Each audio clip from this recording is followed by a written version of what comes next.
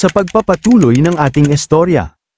Sa sandaling yun, biglang napaatras si Ying Yinyu, natigilan, pagtingin niya sa ibaba, bumungad ang kaguluhan, mga maltong babae nagsisiksikan, nagtutulakan, parang alon ng hinanakit na dumaragsa, ilang saglit lang, muling nagsama-sama ang mga ito, unti-unting bumalot sa kanilang dalawa. Nanginginig sa takot, napabulala si Ying Yinyu, Master Shu Xiaocheng, may mali.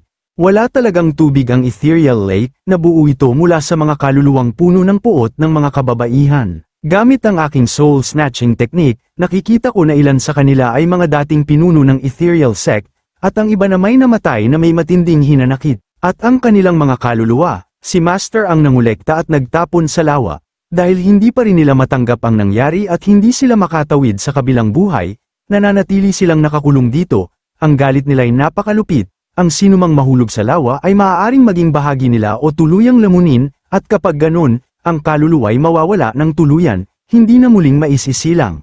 Nang marinig yun, agad nagtanong si Xiao Cheng kay Yingyu habang hinahawan ang leeg ng Demon Soul, hindi ba't sabi ng master mo, ang tubig sa lawa ay para salubungin ang Diyosa? Oo, mariing tugon Yingyu, ang sabi ni master na ang tubig sa lawa na ito ay ang katawang lupa ng Diyos ang tagapagtatag. Paano naging mga kaluluwang panampuot ang lahat ng ito? Anong nangyayari? Sa gitna ng masidhing girian, patuloy silang ginigipit ng mga demon soul, tila ba mga gutom na aninong sabik sa laman. Sa gitna ng kaguluhan, buong lakas na sumigaw si Xiao habang pinatamaan ng suntok ang isa sa mga nilalang. Kahit anong daya ang bumabalot dito, sigurado akong may alam ang master mo. Pagkalabas natin, wala siyang lusot, pipilitin nating ay lahad niya ang katotohanan. Ngunit bago pa man siya makahinga, isang multo ang sumugod mula sa likuran, ilang pulgada na lang at aabutan si Xiao Cheng. Isang kisap mata, sinunggaban ni Ying Yingyu ang braso ng espiritu at walang pag-aalinlangan, pinutol ito sa isang iglap, bamulong siya, malamig ngunit mapangahas, huwag mong hawakan ang baby ko. Ngunit huli na ang lahat, isa sa mga espiritu, tusong nagbanyuhay, pumasok sa mata ni Xiao Cheng, isang ubod lakas na sigaw dahil sa matinding sakit. Master Shu Xiaocheng, ang tinig ni Ying Yingyu ay halong gulat at takot. Hindi nag-aksaya ng oras si Xiaocheng, kinapa niya ang kaluluwang nakapasok sa kanyang mata. Hinayla ito palabas sa kabila ng matinding sakit. Sa isang iglap, ginawa niyang letigo ang espiritu at ipinalo sa iba. Ilang segundo ang lumipas, huminga siya ng malalim, mahigpit na hinawakan ng multo sa kamay. Akala mo ma-ambush mo aka? Imposible yan. Sa mismong sandaling yun, bumagsak ang isang kulay purple na orb na gawa sa enerhiya sa harap niya. Napangiti si Xiao Cheng at sabay wika, perfect timing. Tinawag niya si Ying Yingyu at nagsabing, marunong ka mag-table tennis. Sa narinig, nagkibit balikat si Ying Yingyu, ano? Tila naguguluhan.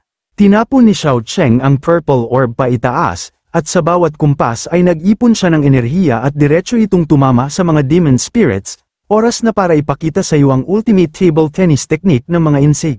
Sa kabilang panig, nakatitig si Kuiji sa lawa, ay ngumiti at malamig ang tinig, mukhang nalunok na nga ang dalawang yun, sa wakas, akin na ang goddess tears. Pero bago pa man siya makapagsaya, sumiklab ang kulay lilang enerhiya mula sa ilalim ng tubig, kumislot ang buong lawa, parang nilindol ng galit. Mabilis na tumarak ang mga enerhiya sa direksyon ng mga galami ni Kuiji kung saan nakagapos ang grupo ni Xiao Cheng, pumulandet ang enerhiya, pinuputol ang mga tentacles na humahawak kinalingling, daching at iba pa. At sa isang iglap, malakas silang bumagsak sa sahig, parang mga daong pinunit ng hangin. Mula sa gitna ng lawa, sumibad palabas sina Xiao Cheng at Ying Yingyu, nakasakay sa alon ng enerhiya, buhay, galit, handa sa bagong laban. Nang makita ito, napaatras si Kuiji, gulat na gulat. Second senior brother, ayos ka lang, sigaw ni little junior sister Ling Ling, nang may halong pag-asa, luha. Hamph, malamig ang tugon ni Xiao Cheng, tumingin siya sa matanda't tinapik ang kanyang mga daliri dahil sa inis, matandang bruha, dalawa pala ang mukha mo, crack. Naputol ang hangin sa snapang ng kanyang mga daliri, tapos na ang warm-up, ito na ang totoong laban.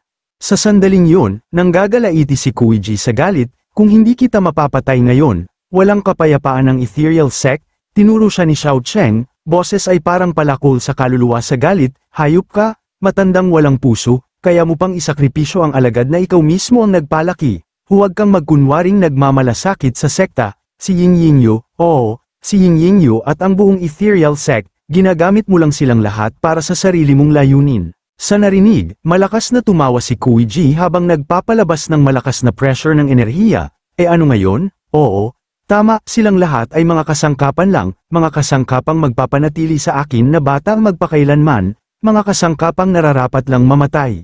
Pagkatapos, sa isang iglap na parang kulog sa gabi, lumitaw mula sa hangin ang dambuhalang lilang anyo, ang soul-snatching Dharma manifestation ni Grand Priestess Kuiji. Walang pag-aalinlangan, inihampas nito ang kamay nito kay Xiao Cheng, kasabay ng galit na hiyaw ni Kuiji na nagpagimbal sa paligid, patayin silang lahat. Ngunit sa halip na matakot, ngumiti lang si Xiao Cheng, inangat niya ang kanyang kamao, puno ng paninindigan, saka malakas na bumigkas, ganito lang ba? Mukhang matutamba pa sa isang suntok. At walang patumpik-tumpik, sinalubong niya ang dambuhalang kamao ng Dharma manifestation, diretsyong sugod, walang takot. Pero, dumausdos lamang ang kanyang suntok sa diwa ng kalaban, parang walang tinamaan, napalawak ang kanyang mga mata, puno ng pagtataka. Sa likod ng katahimikan, isang maitim na utos ang bumulong mula sa labi ng matanda, patayin mo sila, ngayon din. Mabilis na umusad ang soul-snatching Dharma manifestation, tulad ng maltong bagyo, patungo kina Lingling at Dacheng, ang bawat galaw nito'y taglay ang panganib.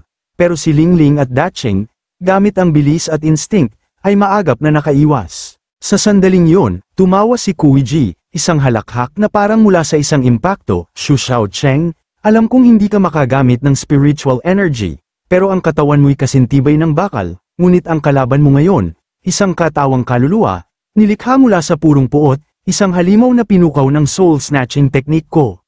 Nang marinig ang mga salitang yun, kumidlat ang titig ni Xiao Cheng habang nanginginig ang kamao, pilit nilulunok ang galit sa lalamunan, hindi tinatabla ng spiritual energy o pisikal na atake, kahit konti. Ha? Kung ganun, hintayin mo na lang ang kamatayan mo, at ikaw, matanda, nandadaya ka na naman.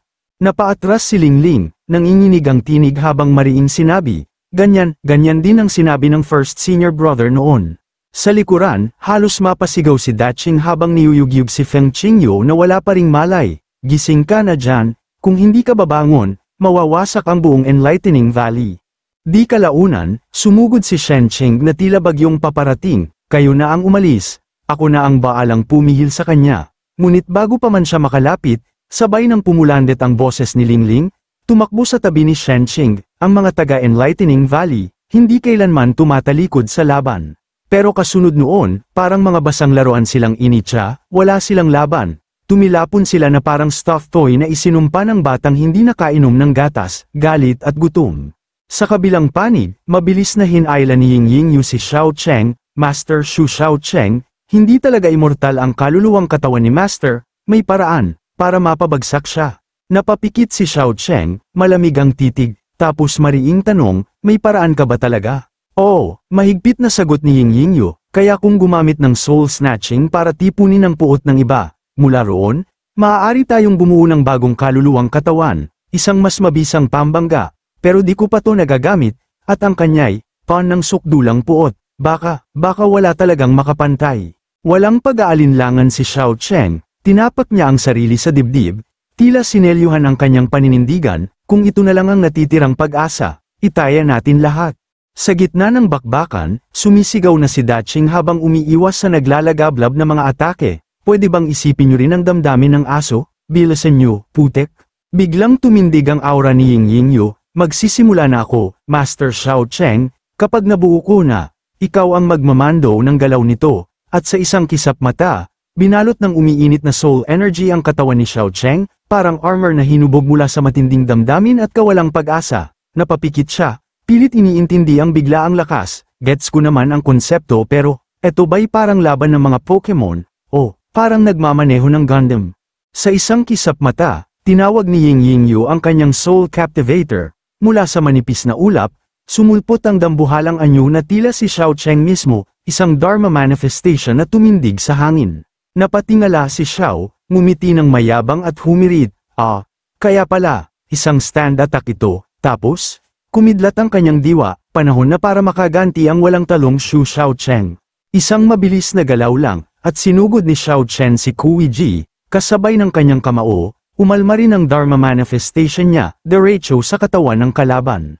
Napataas ang kilay ni Kuiji, mariing bulong nito, ikaw, bata ka lang, di mo matatalo ang dalisay na galit na namumuo sa kaluluwa ko.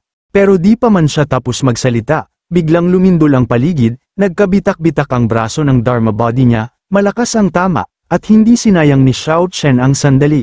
Sumigaw si Xiao Chen, puno ng sigla, mahina ka, ito na ang tiyempo. Sumambulat ang kanang braso ng kalaban, basag, at bago pa makabawi si Kui Ji, sinakal na siya ng manifestation ni Xiao Chen, sunod-sunod ang sampal, walang habas, walang awa, namaga ang mukha, nanlambot ang katawan, napigtal ang dangal. At nang magsawa si Xiao Chen, isang utos lang, at napalipad si Kui Ji.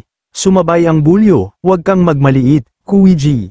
Sa sahig siya bumagsak, nakaluhod, pinapasan ng bigat ng bawat suntok na tinamo. Samantala, titig na tila apoy ang pinakawalan ni Xiao Chen, ang galit ko sa 10 taong pagkakit ng kultibasyon, busilak din. Nanlaki ang mata ni Lingling, hindi makapaniwala, grabe, ganun pala ang katawan ni second senior brother. Sabat ni Daching, walang makakatalo sa kanya pag galit ang pinairal, tiyak na panalo tayo ngayon. Sa gilid ng digmaan, dahan-daang damilat si Feng Qingyu, ang dati walang silbi, hawak ang batok, lutang pa, ano bang nangyayari? Sa gitna ng labanan, si Kui Ji, nakaluhod pa rin, ay nagngangalit, patayin mo siya. Mula sa ilalim ng lawa, unti-unting sumulpot ang mga ulo ng mga espiritu ng galit, lahat sakop ng kanyang kapangyarihan. Gago ka, sigaw niya, kaya kung gisingin ang lahat ng kaluluwang puno ng puot sa buong Misty Lake. Itinaas niya ang mga kamay, isinama ang mga espiritu sa kanyang Dharma manifestation, at sa sigaw na umalingaw-ngaw sa langit, paano mo matatalo ang libu-libong kaluluwang galit?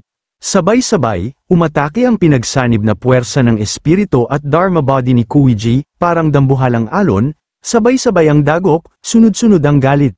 Habang sinasalag ang umaataking enerhiya, mariing humarap si Xiao Chen at sumigaw, puno ng pangungutya, alam mo kung gaano karami ang mga nasaktan mo, pero pinili mong magbulag-bulagan.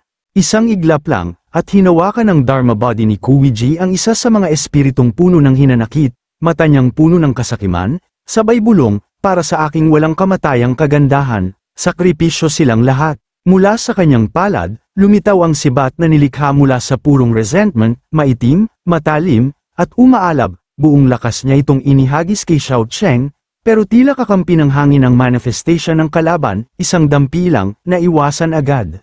Huminga ng malalim si Xiao Chen, mapait ang tinig, balak ko pa sanang magpakita ng respeto bilang ikaw ang master ni Ying Yingyu, pero ngayon, tapos na. Tumawa si Kui Ji, parang panaginip na masama. Hindi mo ko matatalo, may natitira ka pa bang lakas para sa huling laban? Pero walang paki si Xiao Chen, tinaas niya ang kamay, malamig ang tingin, puno ng kontrol. Ngayon ko palang gagamitin ang mode ng pakikipaglaban na to, hindi pa ako sanay, pero mukhang wala ng oras para magprakti. Sa isang tabi ng eksena, mahina ngunit mabigat ang pahayag ni Ying Yingyu, ang soul stealing technique ng master, masyadong makapangyarihan, lalo't ang buong ethereal lake ang nagpapalakas sa kanya. Paano tayo mananalo? Ngunit mariing nagbato ng sagot si Xiao Chen, taas noo at matatag, kung gusto kong talunin si Aoi Ji, kailangan ko ng mas malalim, mas dalisay na puot. Nagtipon siya ng enerhiya, parang kumukulong ulap sa kanyang palad, tumingin siya kay Ying Yingyu, panang tiwala, pakisamahan mo muna ako, kahit isang saglit lang. Tapos tinaas niya ang dalawang kamay, binuka ang bibig na parang kulog, at sumigaw. Mga office workers na walang pahinga, mga estudyanteng ginagabi sa aralin, pahiramin niyo ako ng inyong hinanakit. Ang sigaw niyang yun, umalingaw-ngaw, bigla na lang nagtaas ng kamay si Lingling, litong-lito, hala, ba't ko tinaas to? Sa tabi niya, napilitang gamaya si Feng Qingyu, naku, sige na nga, kunin mo na mga sama ng loob ko. Pero hindi lang sila. Mula sa mainland ng 9 provinces, sa bawat sulok ng daigdig, sa bawat tao sa ilalim ng stress, sa mga di pa nakakabayad ng utang, mga gutom sa tulog, mga pagod sa trabaho, biglang nakataas ang mga kamay. Walang nagsabi, pero naramdaman nila ito. At sa malayong dimensyon ng Great Dao, isang lalaking naka-stripe na t-shirt ay natigilan. Ha? Ba't parang kusa kong tinaas to? Sa likod niya, 2 batang babae, itinaas din ang mga kamay, ang isa, Goldilocks ang buhok, napakunot noo. Ano bang meron dito? Ewan. Pero kung ginagawa to ni Master, go na lang tayo, sabi ng babaeng may itim na buhok, tila tinangay ng tiwala sa gitna ng kabaliwan.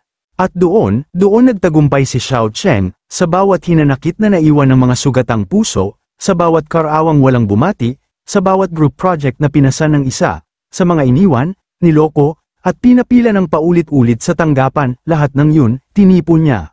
At nang magsimula ng umalimbukay ang emosyon, napangisi siya, ayos to. Sa isang pitik ng isip, pinakilos niya ang kanyang Dharma manifestation, tinipon ang lahat ng naiwang sama ng loob, itinaas ang kamay, tumindig sa gitna ng kapalaran, at buong lakas na sumigaw.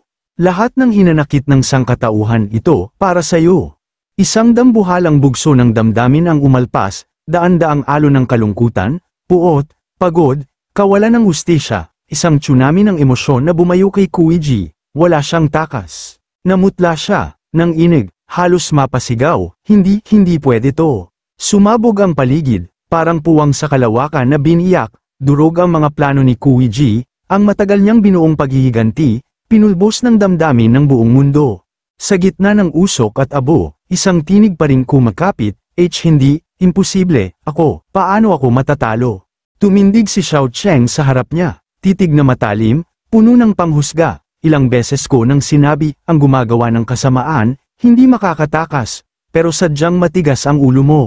Nanginginig si Kuiji, basag ang lahat ng yabang niya, hindi ako pwedeng matalo, hindi. Si Lingling naman, tulala, hawak ang piraso ng damdaming nagkakandakalat sa paligid, bulong na parang panaginip, ito ba ang itsura ng kaluluwang winasak?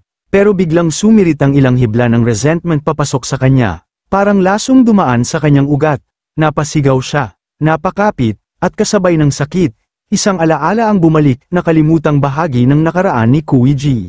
Isang batang si Kuiji, nahihiya sa ilalim ng malamlam na buwan, sa harap niya si Shen Yun, nakangiti, may pangakong bitbit, Kaiji, pag naabot ko ang mas mataas na antas, pakakasalan kita. Nag-alinlangan si Kui, parang alam na ang hinaharap, baka, matanda na ko pagbalik mo.